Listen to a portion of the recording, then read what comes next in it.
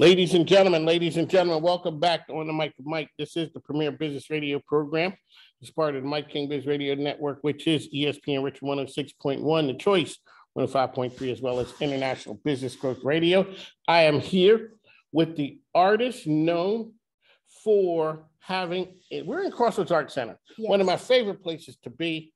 Yep. Linda, I would say welcome, but no, you're not welcome. This is your place. That's right. Welcome, Mike. Welcome, Artie. So here we are. So it's Linda Hollett, Bazouzi. Mm-hmm. There we go. We are here, and you have a project that is closing up now. It's an exhibit. You've been in Crossroads a very long time. 18 years. 18 years. And for folks who have been here, they know you were on the main, I call it the main highway. You were on the main highway. Second building, yeah. Mm-hmm. Second building, or to the right as you're heading to the back. Correct. You are an artist, you are a creator, but you're an educator. What do you think of yourself first, as an educator or an artist? Well, now as an artist, but for 35 years, I was an educator. So still an educator. I mean, you can't get rid of that, but yeah. All righty. So we are here at Crossroads. You have a new and exciting exhibit. Is it an exhibit? Is that what it's called? It's a show. It's a show. It's Unfinished Business. Right. Let's talk about Unfinished Business, what the name of it is, and where'd you come up with that? All right. Originally, and this was probably a year ago, I had the opportunity to take the spot for 2 months.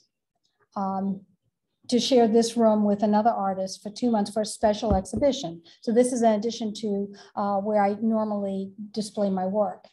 And at that time, I just had booked this spot, the gallery space. And then sooner or later you have to come up with a title. I'm like, and it just came to me out of the blue, Unfinished Business. But at the time, I was really thinking about all the unfinished paintings I had piled up that hadn't been done. And when I mentioned it to some of the artists, they went, oh yeah, I'm right there with you. So that's what I first thought this show was going to be about.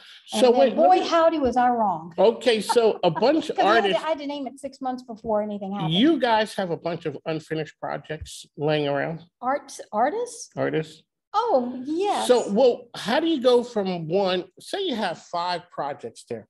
How do you know which one to put, what you get a feeling for that one today you're going to work on? Well, some you never end up working on.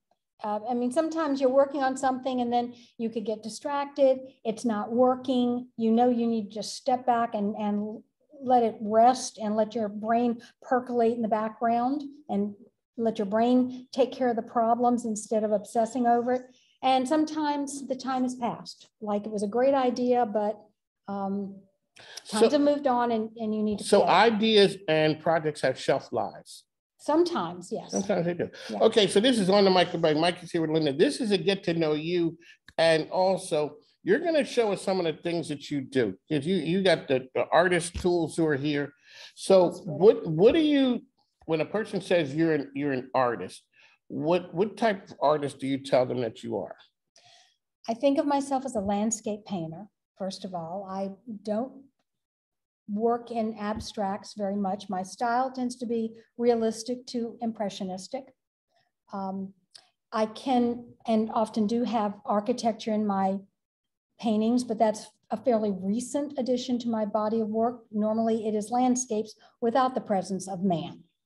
How did you get to landscapes? I'm glad you asked that. I got one good question per show.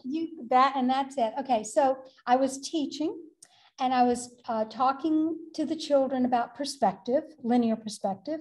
And actually before linear perspective is the idea that you have a horizon line in a painting. And that is the line where the land meets the sky. It doesn't exist really except visually. So sometimes you can have a low horizon line, sometimes smack in the middle, sometimes a high horizon line. And I talked to the children about this, but I thought it would be really cool if I had another visual that was of a painting with this done 3 different ways. So I really quick whipped up 3 different acrylic paintings showing low horizon, middle horizon, a high horizon. And when I finished it with, sky painted in, little flowers, and something 3rd graders could appreciate. And when I looked, I went, boy, that was fun. Now I've been doing paintings, all my life, but I hadn't been painting for years. If I did anything in art, it was drawing. Actually, earlier it was jewelry making, but that really felt good. That got me into doing painting landscapes. You were always the creative kid? Oh, yeah. You were. And I do it myself. Was the family creative? I would say so. Of course, with my parents, they had to do a lot of things just to keep us going. But I asked my father one time about his art. Oh, he was an artist too. He wasn't. No, he was an insurance salesman. Okay. He was many different things. He said I was a, jack of all trades, master of none. But he said, no, I was really good in elementary school. He went up through 7th grade. And I said, you were, because I had never seen him do any artwork. Now, my mother used to always do stuff. She taught me how to do paper dolls, strings of paper dolls. Yeah. But my dad said, oh, yeah, I was really good. I'm like, well, what happened? He said, well, he had a 4th grade teacher, Miss So-and-so, and I drew a picture of a house and a tree, and the tree was really big, and it was the house of Bobby So-and-so. I mean, this was based on kids he knew and houses he knew. And the teacher came over and said, that tree is too big. He said, no, it's not. She says, trees don't get that big. And he said, the one next to Bobby So-and-so's house does. He said that was also the last time he ever did any painting or drawing. So when you take that as a teacher, you understood that part right there, that as a teacher, you could squash somebody's dreams. I was infuriated on his behalf that anybody would challenge a child like that. I mean, it's one thing if you're trying to teach direct observation and saying, look out there, here's how you look at it, here's how you measure it. But if a child is just creating what they remember, then unless there's a massive point to it, you don't correct. You can help them discover, but you don't say it's wrong unless, mostly 98.98%. No, you don't say it's wrong. You don't say but you can guide in certain directions if you want them to learn from it, if you think there's a problem. But you don't touch the artwork. You don't add your own things to it. Yes. And you don't squash them. You just let them flourish with some guidance. We have a pamphlet in Henrico County from the original art program that said, children are creative, let them be. And so when parents say, I want to get my kid into art classes, I'm like, how old is your child? He's 7. I'm like, give them paper, give them crayon, give them brushes and paints and markers, and just step out of the way. Alrighty, Mike is here. Linda, we are on the set basically of Unfinished Business, coming to you from Crossroads Art Center, the best gallery in the world. Well, I'm biased, but that's okay. It's my show. So we are here and we're talking to Linda. Let's talk about the creative process, because what we're going to do is we're going to show some of your work. We're also going to talk about you had doing landscape work, and then something touches you and you go off into an area that's a little bit more controversial than landscapes. Yes. So the creative process, how do you come up with something? What project you're going to do next? That I'm truly going to be doing next? Actually, I've already got 3 different ideas. I thought this would be finished, but all this has done is created more unfinished business as far as future ideas, I know. So I'd like to explore more ways to express what I was feeling with what was going on with the monuments and the protests and protest art, and also the monument to Jeb Stuart, J.E.B. Stuart, because I always found that one particularly exciting because it was meant to be exciting. He's looking to the back and the cape. That pose and the way Kehinde Wiley built upon that to make his own call and response piece of work called Rumors of War. And of course, that sits on the campus of the Virginia Museum of Fine Arts now. But he was inspired by, he stayed after his retrospective that he had at the museum a few years ago, stayed in Richmond was planning on leaving the next day or 2 days from then, but in taking a tour of Richmond, he saw the monuments and it came to him that this might be something he should think about. And did he think of it? Boy, did he ever. Yeah, he came up with something. Yeah. So as an artist, you can look at Rumors of War, you can look at something different than lay people. Because maybe you can see something, you can see the detail of what, like I asked you, how do people do murals? And you told me. So when you look at a piece of art, you can look at it from, I look at something, you may be able to look at it and see what it took for that to happen because you understand the process. Well, structurally, I'm very interested and constructurally about how things like this are put together. When they were deconstructing it, I was fascinated and would stop by and talk to some of the workers. Like, for instance, do you know that underneath those monuments, they had, I don't know the weight, but I'm going to say tons of pieces of concrete and asphalt and things to keep the weight of the monument from sinking into the ground. And they were pulling those things out. Who knew? You were fascinated by that. Fascinated by that. How did they create the pedestal for these things to go on? Because the pedestal is kind of empty. You know, they stuff it with, I guess they put trash and stuff in the middle of it, but it's got to be sculpted. You know, how was that? Was that done someplace else and then reconstructed once it was in place? Or did they put the irregular blocks in place and then start sculpting? Inquiring minds want to go. Want to know. Yes. So let me ask you. So we are here in the unfinished business area right now, which is a showcase of your work. But you have your current studio. You have multiple studios, correct? Yeah. What's here in Crossroads? I have the gallery space here in Crossroads, and then I have my working studio in Fulton Hill. So for people who don't know, what exactly, like me, what's a working studio? A working studio is where I work, which also includes my kitchen, but that's, I'll work anywhere in my car. But so yeah. You here at Crossroads, you have the gallery. This is the display gallery. Okay. Yes.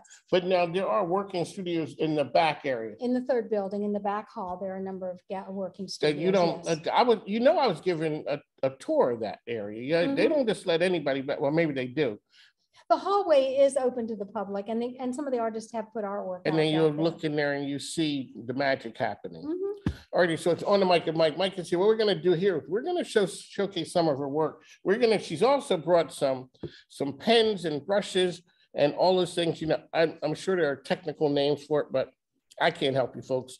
She's going to talk to us a little bit about it, but we are glad to be here. And this is what happens when you walk into an acclaimed artist studio. On the mic with Mike, we spare no expenses. This is for an elementary school teacher. So, you know. I could have used that. Yes. A lot. Like I said, when you first came on, you know, everyone is not, you know, trained for using this machine. You know, you got to remember what it, oh. Well, you don't, they tell you. Icons. So yeah, they do. See what it is. There you go, ladies and gentlemen. On the mic with Mike, we'll be back in just a moment. Oh, crooked. On the mic with Mike, ESPN Richmond. We are here coming to you from Unfinished Business. This is with Linda. We are here at Crossroads Art Center. So now, Linda, let us know what we're looking at now. All right. Well, for this show, the show is in Unfinished Business. Actually, has 3 sections. It's like 3 shows in one. This is the second, and it's all about the Lee Monument. And I went down almost daily to look at what was going on, sometimes at night. This refers to the Dustin Klein projections that were done onto the face of the pedestal during the evenings. I don't know if it's most of July, but the night I was there, it was definitely in July that they had this. And that particular night, the sky was really striking and very dramatic. And we came up the street from the opposite direction, but when we parked and walked around to where the side was, where you see the projection, and this would be the north side, so the west, I think, east. Yeah, the east. I was first struck by the sky, and I knew I wanted to do a painting about the sky, the crowds, the monument, the protest art that was on the monument, which I thought was fabulous. And that was in this nebulous cloud in my brain. That's what I was going to do. That was all I had to work with. That was it. But I knew I had I knew I had photographs of it, and in my mind, I thought I had a photograph of George Floyd projected onto it, because that's what I wanted to have. In reality, when I brought out my images to look at them, I realized that that night, Dustin Klein had used John Lewis as the main person. He also had projections of, I think it was Sojourner Truth and some other people, but mostly the main person was John Lewis. And I loved the image, but I wanted it to be George Floyd. And I really felt like it, for what I wanted to say, it needed to be George Floyd. So. And this is a real departure from landscape art. It is, as you can see. This is extremely architectural. And I have been trying to put in more architecture into my work because it's something I love architecture, but I don't like painting it. It's like really, really hard, but trees are really, really easy, you know, so why would I do hard when I can do easy? But so this was a real emotional challenge. Yeah. Okay, so now let me take me through the house in the back on the right. There's two of them, and they were at different angles. One's sort of facing Monument, one is on the corner, and one's facing Monument directly. And that took me a while to figure out, because when I looked at the painting, when I looked at the photograph, I could see the angles. And if it had been a small painting, I could have kind of, I don't know, faked it to make it look like the way the photograph looked. But when you're doing something this large, you can't fake quite as much. I mean, I left out a lot of stuff because I didn't want it to compete too much, but I felt like people needed to feel like this was in an urban setting. And if I hadn't had some buildings in there, you know, it looked like it was country road with spotlights. And the lampposts look, they bring it out. Yeah, but I'm trying to remember, because I can't remember. You had the regular street lights, and then you had the lights that were shining on it, which I guess were there anyway. And I couldn't really tell from my photographs if they were added or not. But anyway. When we look at the picture here, we see Black Lives Matter, we see the horse and it's projected up. When we talked, you had said it's not George Floyd crying. Oh no, because so my original idea again was I'll just make it look like George Floyd's face is projected onto the surface of the pedestal, and the pedestal has these columns, and then there's a center panel in the middle that's dark that describes who the monument is to, and the dates and everything. And that worked fine actually when they were projecting the light images onto it, but for the painting it didn't work. And when I put the columns in, it didn't work, and when I painted them all out, it didn't work. And the only thing I could think was, well, let's just go a little abstract here and kind of make a hint. And yes, it looks like he's crying, but I can only do so much. Yeah, the columns. So let me ask you, when you're painting those and something doesn't work, how do you change it? I painted over that thing, I don't know how many times. And it's very thin. Now, most of it's done with, the sky and the ground, the trees are all done with a palette knife. But the monument itself and the people are done with a brush, which is also a departure because normally I work with a knife exclusively. Okay. So on the mic, we're here with Linda with this unfinished business. And the name of this painting is? Light Show Waiting. Light Show Waiting, yeah. How'd you come up with that name? Well, we were actually waiting for the light show to begin. So this, again, this is a real departure from the way I normally do my work because I consider myself somewhat of a documentarian. So it's fine if I'm just doing some little landscape somewhere. But for instance, if it's a landscape of a particular spot, it needs to look like that particular spot with those particular trees. And we've had that conversation before. Right. Your attention to detail is you are a teacher. Well, I want people to know that's what it is and not, I don't like you didn't want to take liberties. You didn't want to take liberties. Not too much, but with this one, I ended up doing a whole lot of liberties because when we got there and the sky was that light, they didn't have the projection on there because it was too light. By the time the projection show started, the sky was dark. So what do? Well, combine time and space all warped together. And that's what you did. That's what I did. So, and the people below it are from actually a lot of the daytime. They were the daytime images of people looking and standing and talking around, because at night it was so dark you really couldn't see the people. alrighty. So this painting is for sale, and part of the proceeds are gonna go to.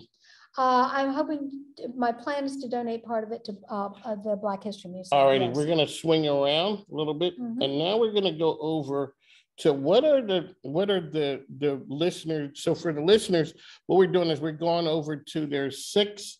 So this is more the unfinished business project here. What are these called? This is called Lee Monument 2.0. Okay, and we have different views. Right.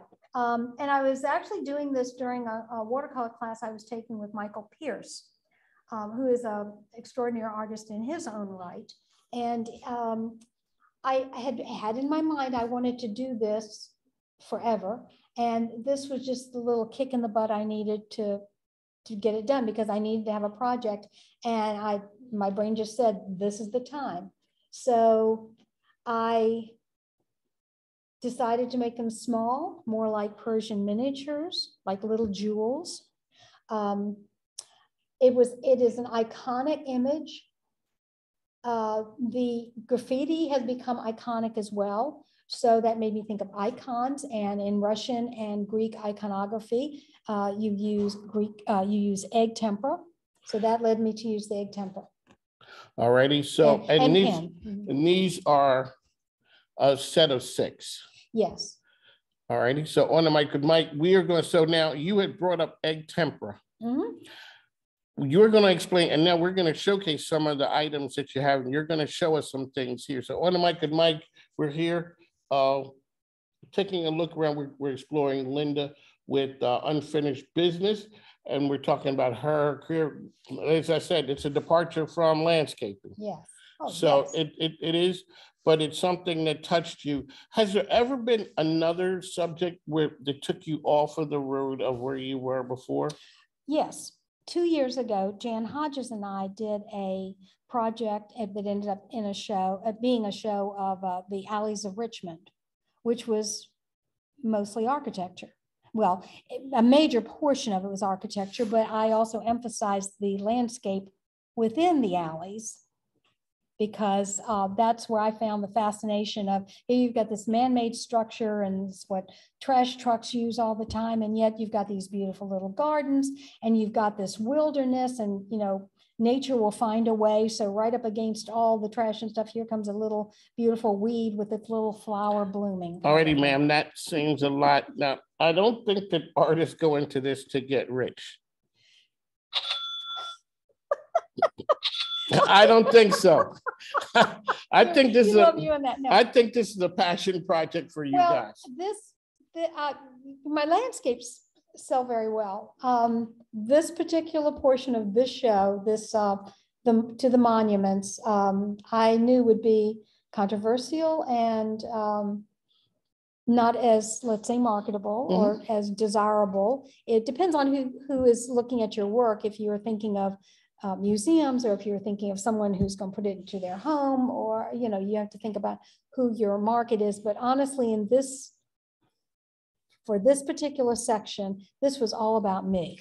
The creators are driven by the creative process. Yeah, this had to be what I had to do, and that was just all there was to it. And I have gotten a lot of good response, and I had decided that these cannot be sold separately. I put a pretty high price tag on the 6 together, but what I have done, and I just got them back yesterday, is made prints. So if people want to get just one, they can do that. And I've ordered some mats so they can approximate the way it would look now. All right, on the mic with Mike and Linda will be back in just a moment. It's okay if I just... On the mic with Mike back with Linda, Hollett, Bazouzi. We are here on a set of unfinished business. So we changed the location. There's artwork that's behind her showing us some of her other work, but now she's going to show us the magic of being an artist. Okay, so Linda, explain to our listeners You even have an egg over here. So you have some kind of fancy tool in your hand. Yeah, well, first of all, I'll talk about the oil for a minute. So my oil paintings are done with a palette knife.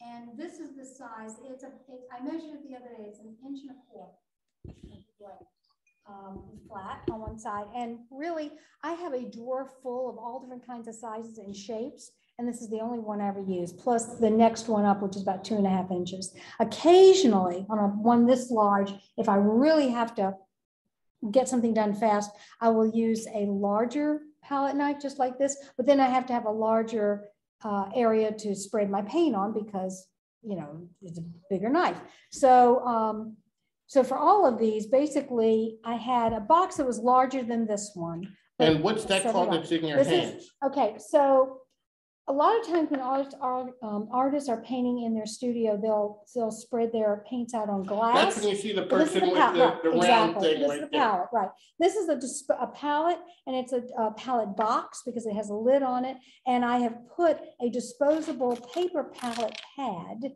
say that 3 times fast, so that when I'm all done, I can just tear it away and throw it away, and I don't have cleanup. With a knife, you don't have as much cleanup as a brush, but and that's one reason I don't use a knife, because you still have to scrape it up and clean it up, and that's just time I don't want to use. Plus now I could take this once I'm finished, if there's paint left over, put the top on it, put it in the refrigerator. That slows down the oxidation process, which is what people think of when they say drying oil is really hardening. But the cold slows down that process, okay. So I can use it tomorrow. So then I'll squirt out colors. These were basically colors I put out because from an old canvas palette to a new one. And then I will grab some colors, and like I've got this yellow ochre, and spread it down here and wipe my, I don't know if you can see me or not, but I have a. Yes, we do. So I have what you're doing now is you're wiping to a table, like a paper towel, cleaning off the palette knife. Right. And then I'll grab the blue and mix it. And of course, this is the kind of green, and I can move closer if you want. This is one kind of green. You get a very different green if you use a brighter yellow, like, yeah, this is a very dull green, because yellow ochre is a very dull yellow. If I used a bright yellow, like cadmium yellow light or something, ooh, that would be more emerald green or lime green, you know, something really bright. So you can see the difference between like this. This is still fairly dull, but that, as opposed to some of the others that are just duller. And so then once I've mixed it, and normally with my palette, I put white here, my blues down here, so I have my skies over in this side. Then I have my yellows right here, my reds right here. Usually I only use 2, maybe at the most. And then I reserve this corner. If I'm going to use any green paint out of a tube, I put it there. So this is, you're preparing what you're going to use in the painting. Right, but and this is the other thing, a lot of artists like to prepare all their paint at one time, and a lot of teachers teach it that way. So you make a big pile of the colors you're going to use. I don't like that. I like to mix. I kind of figure out what colors I need to mix for the color I want to eventually get. But then I don't want to mix too much of the same color, because I want it to change slightly as I'm painting across my canvas. So even the blue up there you see at the top of the sky, or even down here at the water, there is differences between here and here. Some of it intentional and some of it not so much, but it's close. It's very close. The only time I mix up a big puddle of one color is when I really want it not to change at all. You want it to be uniform. Yeah, but that's rarely what I want. I want it to change slightly. It's more interesting that way. So, and then I would take this and scoop up what I need and put it on my painting. And now when I move it, I have to remember I need to be careful of that. But I use water mixable oils rather than traditional oils. So if I don't like that, I'm not sure I do for that bag, I will just get some water and a paper towel and wipe it off. Right. How long do you have before it's going to stay there? It depends on the paint. Some colors, for instance, if you mix ultramarine blue and burnt umber within 24 hours, it is almost dry to the touch. On the other hand, if you mix any kind of white with any other color, it could be a week before it's dry to the touch. Oh, okay. So it varies with different colors depending on the size of the pigment particles, how much pigment is mixed in with the oil, whether it's linseed oil or safflower oil or walnut oil, whether they put a dryer in the oils.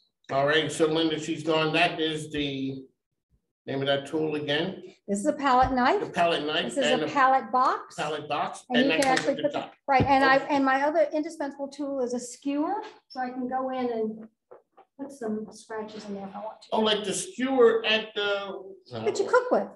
Okay. And what exactly? So you do that for really fine pinpointing. This no, I'm not adding paint. I'm taking it away. So back here, where you see the suggestion of tree branches and trunks, it's actually scratched away, removed. Oh, so that's how you because people think, oh, well, the trunk's darker, so it always has to be darker. It's like, no, it just has to be. It just has to be. Doesn't matter if it's lighter or darker, it just has to be. Your brain will fix it. Just a suggestion, and your brain will make sense of it. And people who are looking at it, the brain will make sense of it. One of my Linda Hollett Bazouzi here. We are here with unfinished business. So we've gotten, and what do you call the skewer? The skewers. It's a skewer. You can use toothpicks, and people use, I mean, you could take a stick off the ground, mush the edge of it, and brush through the paint and get certain effects. I mean, I suppose you could take a class for it, but really just look around and say, what do I think I want to do? Most classes, I believe, are for giving people permission to figure things out. They think, and it does, I mean, there's a lot of stuff to learn to know that makes your life easier, for sure. But a lot of it is just figuring it out. All right, one of Mike is here, Linda's here. One of the things I always have the great part about having your own radio show is I can ask you, the experts, anything. When I see the commercial on TV that says, hey, you know, draw Bambi here and send it to us, the look on your face, ma'am, says, no, I'm not sure. Well, that you're gonna think it could be a scam? Oh no, it's not. I don't think it is. I don't think it used to be. I have no idea. But do you think that really can tell whether I have talent or not? Well, since they didn't see you draw it, no, not really. It is your ability to copy. And I think that is a skill. But whether you translate that into as definition of talent, it depends on how you define talent. Is talent the creative thought process, part of the creative thought process, or is it being able to do a truthful rendering of copy? That's an ability. But I think of, maybe rather than say talent, we should use the word, how creative does it allow you to be? Is there any, I was the tracing But you can champion. still learn, you can learn skills, okay, for sure. I think I have some skills. I was the tracing champion of Gloria Day Elementary School, like in the 3rd grade. Mm-hmm. Is there any value in being able to trace something? You know, yes and no. I would say first, yes, because for instance, one of the ways— I got a badge. Well, there you go. All right. So that's proof. Yeah, and it made you feel good. So that's even better. But the thing is, tracing allowed me to learn how foreshortening perspective worked when I was like, I don't know, 10 years old. Maybe I was 9. I'd seen the poster of that old Uncle Sam Wants You. Yes. And I knew even then, like I couldn't have been more than 10. I understood there was an idea that's called foreshortening. And I understood it was a skill, but I couldn't understand how to make it because of course I wanted to draw his hand down by his side because your hand is long. I'm like, well, how did they do it? And my brain couldn't, because I was 10 years old, couldn't figure out, you just do the hand and no arm because the arm is behind the hand. But I got a piece of tracing paper and traced over it. And when I was tracing over it, I went, oh, there is no arm because the arm's behind the hand. You know, Glorioski. Now, don't trace inside a book because when you trace, of course, you leave marks. So it should be something that's already been copied, or a piece of paper or something. But tracing can help you learn awkward lines of perspective. For instance, one of the best examples I can think of. Perspective is hard, and anytime you can use tracing to help you understand what you're seeing, it's a good thing. On the other hand, so not copying and then not telling people you're copying, that's a bad thing. Right. Sorry. Could be some copyrighted. Yes, and it doesn't encourage you to go off on your own, but it's a good, excellent learning experience. Okay, so you have some pens here as well. So we're just scanning down to your work area, and you have some pens. Right. Okay, so let's talk about what they're used for. Well, these were all the pens I experimented with when I was doing the Lee Monument 2.0 series, because I wanted a black pen that would be waterproof. I didn't want the egg tempera to cause the pen to run, because the egg tempera does have some water in it. So when you talked about egg tempera before, talk to our listeners and tell them exactly what that is. So now I'm going to put this away. Art teacher on TV. Yes. Just like I was at school.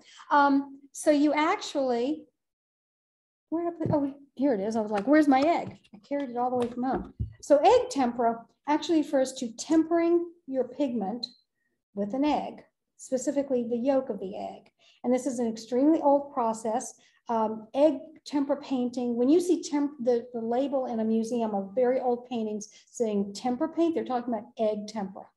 I think of tempera paint as what I had my students use in elementary school, which is not with egg. It's just the powder and water, a little bit of gum arabic to stick it all together. This is different.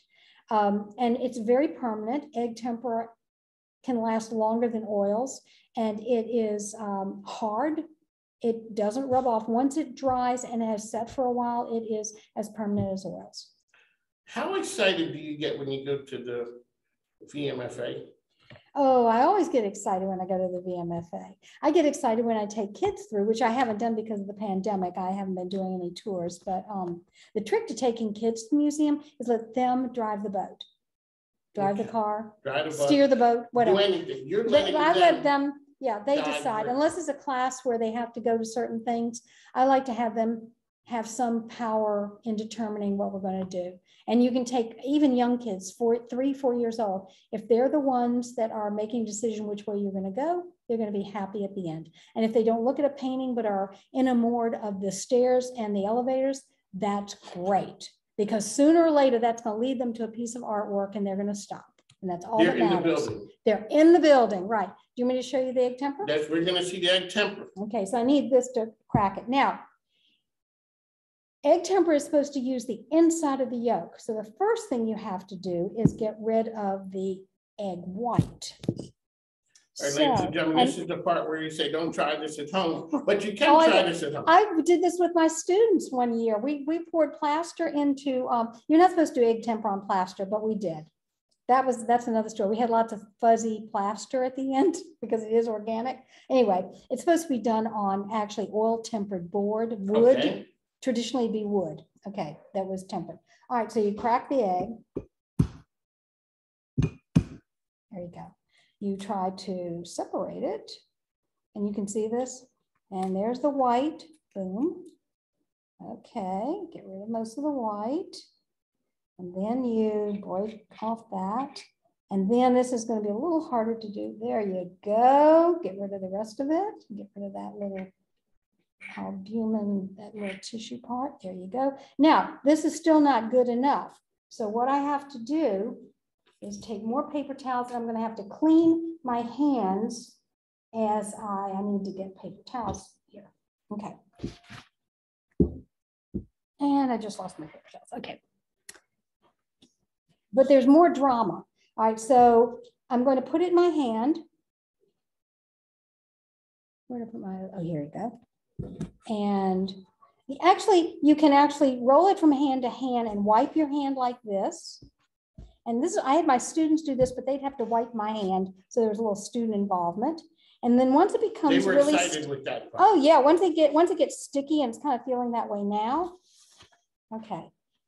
Here's the drama, and I'm going to need my palette knife. Oh, I'll use the skewer for this. And I need, and you know, I'll just go ahead and pour this in here, because it doesn't really matter if I'm, sometimes egg white will get in there. There actually is a temper that uses the white of the egg, so whatever. So you're going to just, in theory, you grab the sack, you pierce it, and you let all the yolk drain out, and then you throw the outside of the yolk away. So let's see if I can make this work. Let me get this over here because it's kind of gotta be, because it will break on you in a heartbeat. Like now, there you go. And now I've got all the outside of the yolk around, the inside of the yolk here. Were you able to capture that? I did capture that. That's different. But it's on video, right? It is on video, and it's funny because when you dried it, it became a sack that you could pinch it and it comes out. Yeah, you couldn't have done it before it was too slippery. That's why you have to get rid of it, to get rid of all the white. Okay, so then you use this and you take a little bit of water.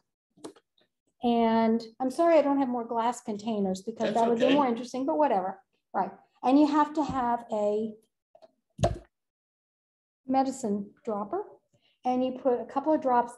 Everything I have read, because I've not taken official classes on this, suggested, I can't remember, 10 to 15 drops. So 1, 2, 3, 4, 5, 6, 7, 8, 9, 10. I do less because I mix it with watercolors that already have some water in it.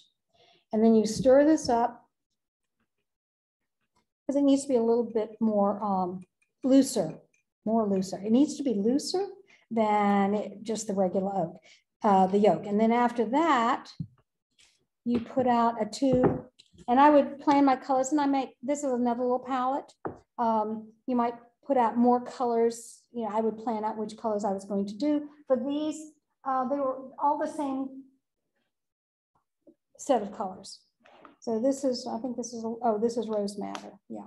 So I would put this is a dark red. I think it's dark because it dried up some. It shouldn't be that dark. And I'll just put a yellow with it just in case.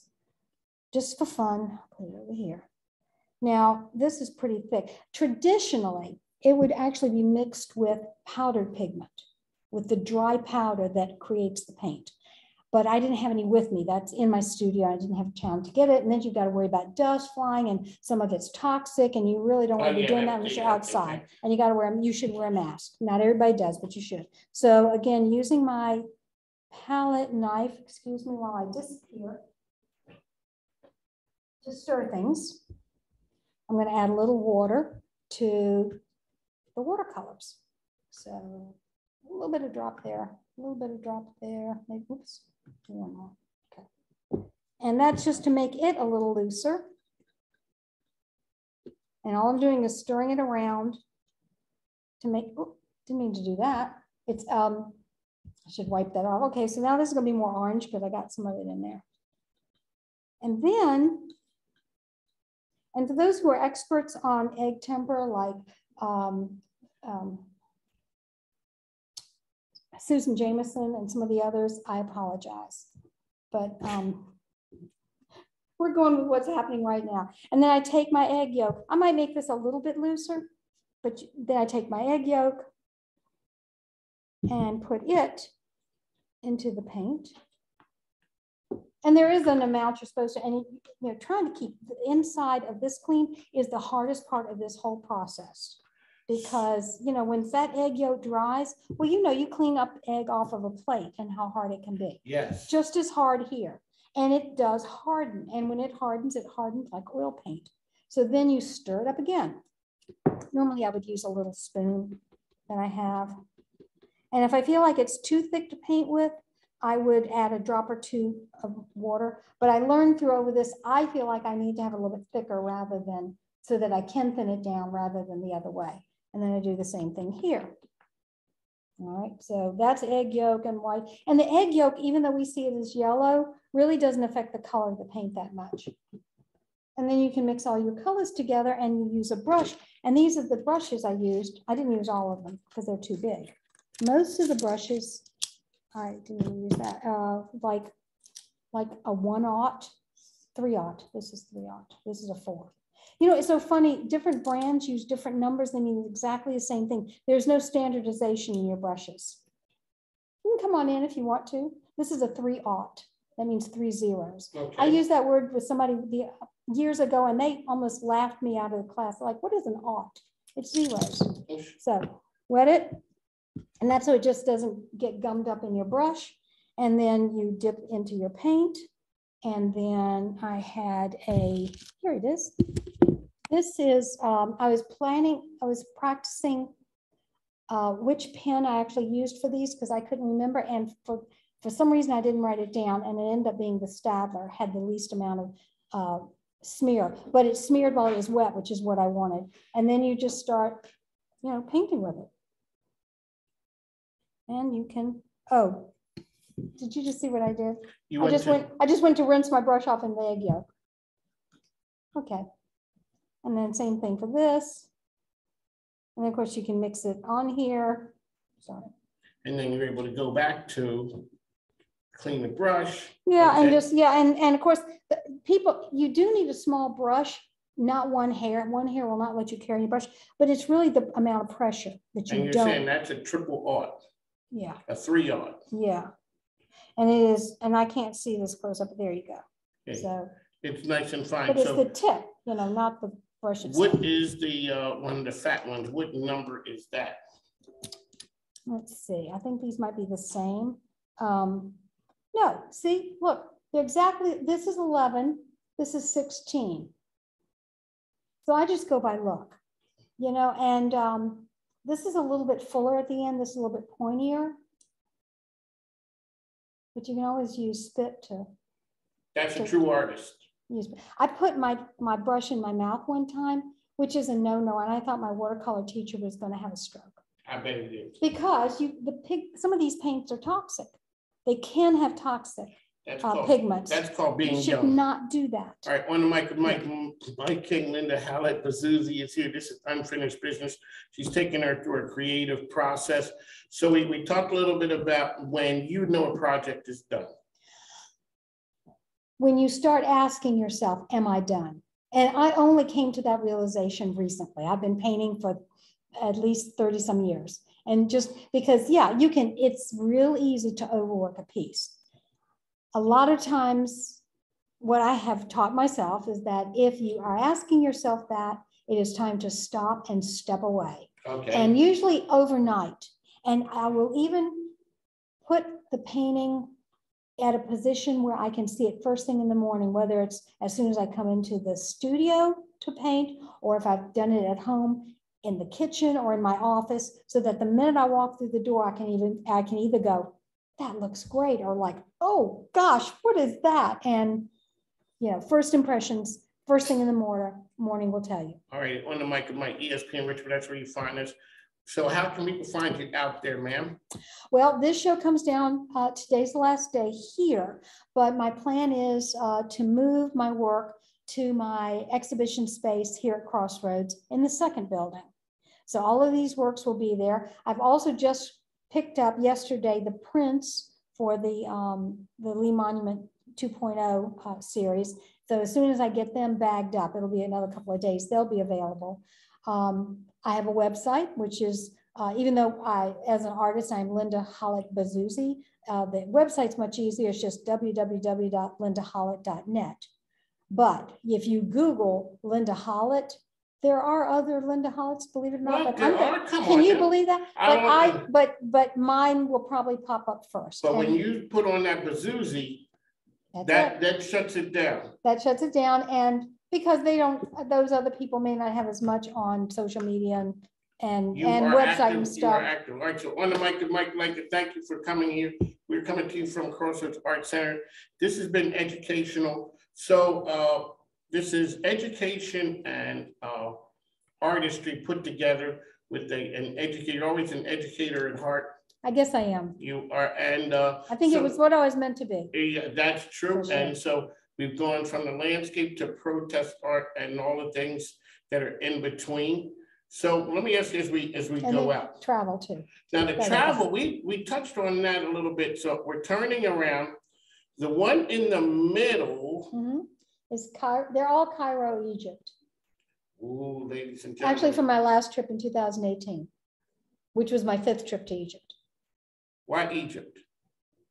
My parents asked me that question too. I mean, okay. Well, so yeah, they could not fathom it.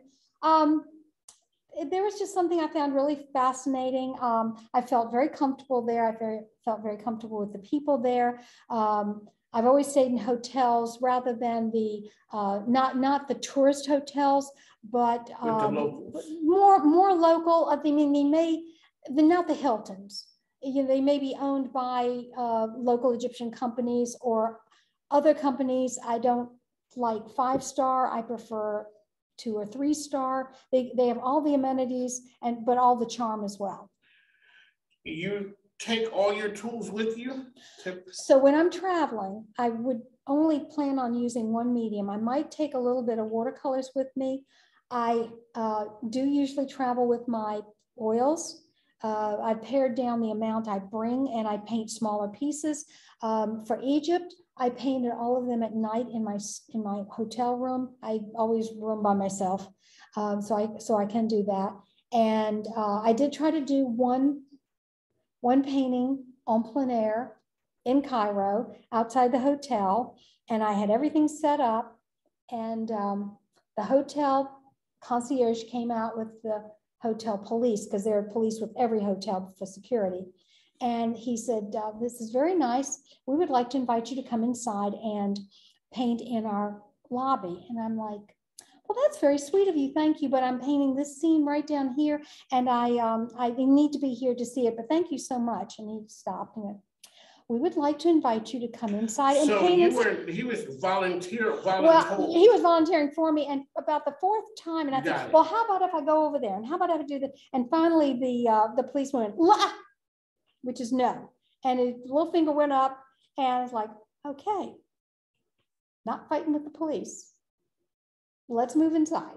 So they helped me move inside, and I just made 100 different trips, inside and outside. Look, go inside, paint a little bit, go outside, look, and setting off the little dinger every time you went outside the door, but I'm sure they got a kick out of it. There you go. There you go. Bazouzi. Always entertaining. Always entertaining. It is always a pleasure on the mic with Mike. We have to run. Like I said, we bring you the best and the brightest. You're going to be hearing from her. We're going to talk about, she's going to come back to the program, talk about some of the other things. We're going to showcase some of her work and talk about where do you go to after unfinished business? But you said when you name something unfinished business, it's kind of like it generates more of unfinished business because you aren't getting to the finished business part. No. It's just like I started doing. In 2009, I started doing a field that was outside my house, like a quarter mile down the road. I can't do any more, but before they built on it, I'd done over 80 paintings of that field. Okay, ladies and gentlemen, that's what a creative gives you. So that's, a business person. When you don't do that, I guess. No, yeah, but a creative does that. So but you have seasons and you have sunlight and time and weather and sizes and different medium. Yeah. Shout out to all of the creatives out there. You guys are doing some amazing things. You're helping us be more cultured. On the mic with Mike, we got to go. Take care. You guys have a good one now. Take care. Bye.